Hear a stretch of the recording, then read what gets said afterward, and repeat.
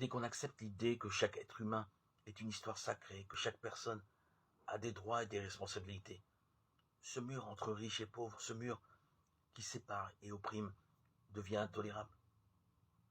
C'est ainsi qu'en certains pays d'Amérique latine et d'Asie, le cri des paysans sans terre, sans droit, s'élève contre les quelques familles qui possèdent la majorité des terres.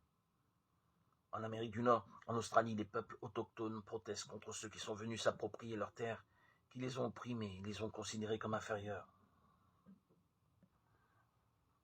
Autour du lac Michigan, sur lequel est située la ville de Chicago, il y a la Gold Coast, la Côte d'Or. Ce sont des buildings super luxueux, le quartier des gens les plus fortunés de la ville.